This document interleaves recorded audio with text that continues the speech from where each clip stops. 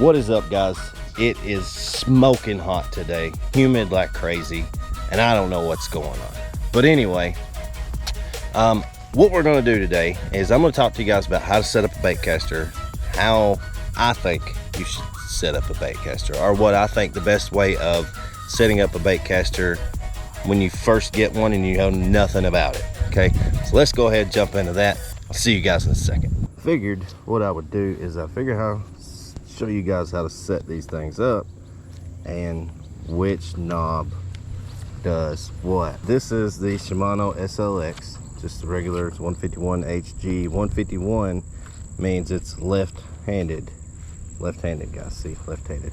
Okay, it's 151. If it was a 150, it'd be a right-handed, which means that your handle would be on this side over here, brakes would be over here, spool tension over here, right? All right, so I'm gonna completely screw this thing up, and what I'm doing right now is I'm tightening down my tension knob, right? That was a big splash over yonder at the other side of that tree. Ooh, man, probably catfish. Anyway, so I'm tightening my spool tension down, right? Oh, it's probably about as tight as I can get it. That way when I click my button, see that swim bait out there? It's not falling. It's not gonna go nowhere. And even then, it's super tight on that because you've got so much tension on your spool, it's not wanting to do anything. So that's like your drag, but it's not your drag. So your drag is here, this star shaped, you know, this part that you can move. So that's your drag. Let's just go ahead and loosen it all the way up. We'll open this. This is where your brakes are on a Shimano. Let me loosen this because that's probably gonna make it a little hard. All right, so what we want to do is tighten the drag down here. All right, what I'm trying to do here is I'm trying to get this thing open, and sometimes you got to loosen everything so it will open. Ah, geez, bugs everywhere, man. Golly bum. So right now, these are what you call your, magnetic brakes or pressure brakes. You know, they're brake shoe type brakes because you've got these pads that you can click in and out, open them. So that means it would be on. And then when you push it back up and click it in, lock it in, that would be off. So on, off. So right now I've got 3 on, 3 off. And you close that up. So that means my brakes are about halfway right now, if that makes it easy for you guys. So 3 on, 3 off. I got 6 brakes. That's halfway. Now you see this, the spool tension and the drag is set to where it's not even wanting to move the spool. So let me tighten this back down. Tighten my drag back up. Now, okay. You tighten your drag, that helps you actually engage the reel, okay? So whenever you are fishing and you catch a big fish, that drag is going to keep it from spinning, but that's also how much pressure you have against your spool gear. That way you can engage your spool and keep it rolling or reel it, whatever. That may get cut out. But anyway, so we got our brakes. We've got our drag halfway set here. Got our tension all the way up, about as tight as it'll go. So when you click it, nothing happens. Well, what I do, let me get to where I can see that swim bait out there. All right, so what I do is I loosen it just enough to where it starts falling. See that? That's way too fast. Okay, you want to tighten that up just a hair, bring it down. Okay, so what you want when you're first setting these up and you're going to throw for the first time, you want to hit that button and your bait fall, hit the ground, and your spool stop, right? So you don't want this just free spinning. You want it kind of tight. You want it to be, you know, where your bait goes down like that, hits the ground, and it stops spooling. Okay. Now, with my brakes already set, I got them at halfway. I know some people would say, oh, you know, get you a 1 ounce sinker and just start throwing it, you know, turn your brakes all the way up, loosen your you know, your spool tension, and just, you know, throw it and get used to it. Well, that works, but only if you have an understanding of how a bait caster works. Like, if you don't know nothing, you don't know what this knob's called, you don't know what this cover's for, you don't know what this thing is, because none of this is on a spinning reel, you know, and it's not on a Zebco style reel, where an enclosed, you know, bell top reel. So anyway, let's go ahead and make our first cast here, and I'm going to show you out in the water. Let me get my camera set up to where you guys can see where it's going. All right, so I'm going to cast. We throw it out, it goes, and then it stops, right? So we want to get that back, because I know there's trees out there and it has treble hooks, so we don't want it sinking down all the way to the bottom. So we get it back, and to me, my brakes are set already, because I use them 3 on 3 off anyway. But if it's fluffing, whenever you throw, like if you throw it and as you're watching your lure go out, your spool starts puffing up and your line gets loose, that means you need more brakes. Okay, that means you need to slow your spool down at a consistent rate so it doesn't over spool and go faster than your line is coming off of the reel. That also has to do with your tensioner too. So if you got your tension too loose, like me, I like to have mine where that sucker just falls like this. You know, it's going. Pretty good brake.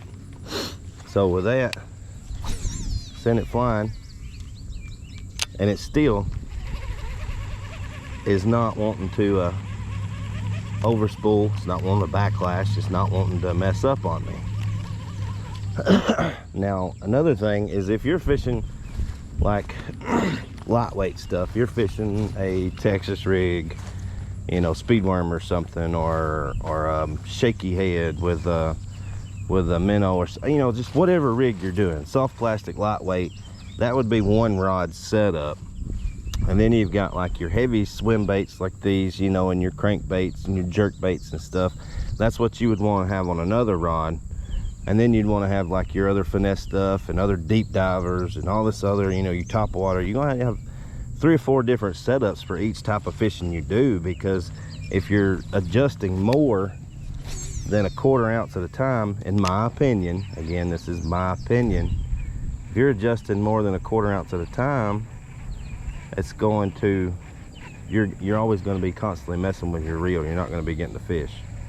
So if you keep 3 or 4 setups set up for different weights, all you've got to do, drop one down, grab the next one, and go after it. You know, you already got it set up, your brakes and everything's where they need to be.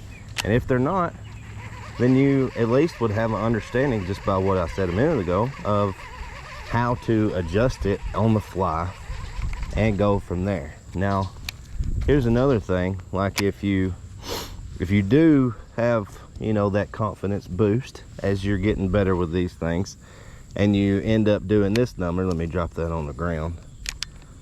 If you end up doing this number, popping your brakes open and saying, you know what, I think I could do 2 brakes on, 4 brakes off. You know, see, I got 1, 2, 1, 2, 3, 4. 4 off, 2 on. Okay, close that back up, close it. And then this is what happens when you get overconfident and you're like, oh yeah, I could open this thing up and we'll just send it and see if I can get a bomb cast out of it and just lay it way over yonder, about a half mile away. When you do that and you don't adjust your spool, you end up getting that. And I'm just going to reel it back up in there, because I'm going to send this thing flying through the air over here on the ground, and I'm going to get it out that way, because I do not want to lose this bait. It is a $15 lure. So what I'm going to do is I'm going to cast it into that grass over there, and I'm going to show you guys how you get a backlash out if you've reeled it up into your reel. Okay.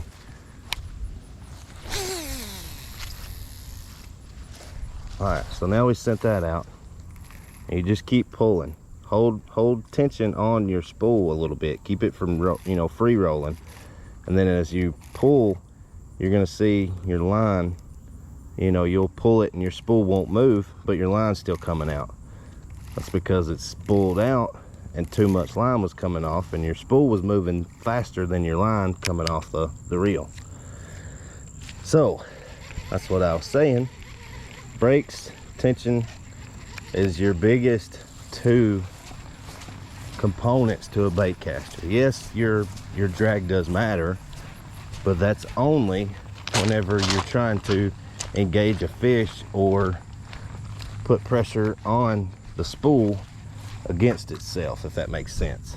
So like a back pull on the spool, you know. Anyway, so there's that.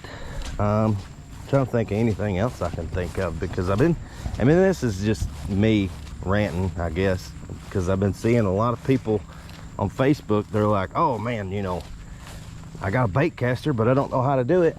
And then I ask for help, and then next thing you know, 30, 40, 50 people just say, oh, just crank it and rip it and throw it and do whatever. Just practice, practice, practice. But they never tell them how to set it up to get started to practice. So yeah, it's awesome if you tell somebody, hey, you know, you get you a 1/4 ounce weight or whatever, and then just start throwing it, you know. Well, yeah, it's awesome if they understand how these things work.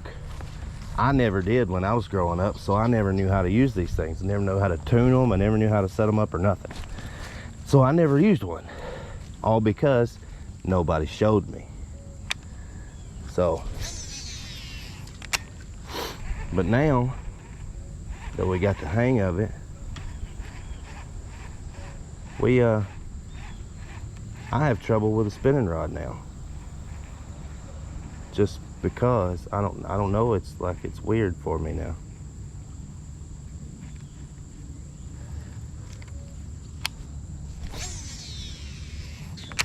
Trying to catch that overhang over there, see if I can pull something off of it.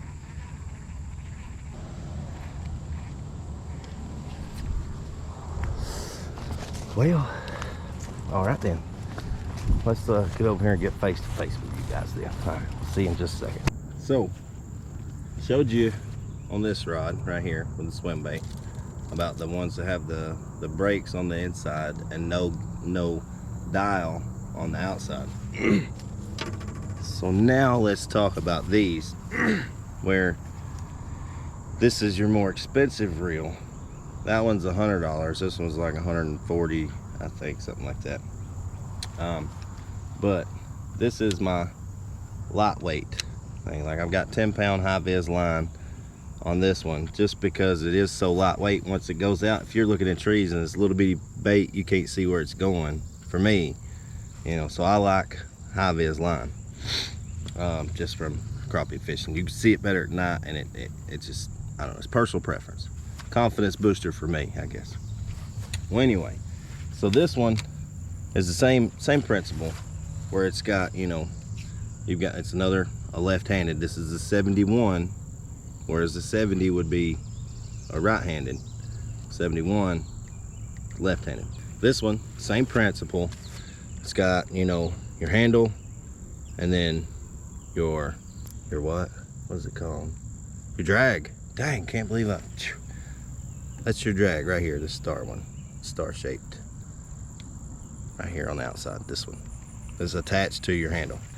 Then on next to that, like I was saying earlier, is always going to be, or in my experience, it's always going to be right next to the handle, your spool tension on these style, I guess. Then on the other side, opposite of the handle, you've got your brakes. Now on this one, it has where you can open it up and turn them on and off, and then as well you can adjust them on the fly with the dial. Now this one, I think this is a 16th ounce Ned head that I've just rigged up one of these rattling something. I don't know. It's a Googan bait thing. It's the rattling chunk. That's what it's called.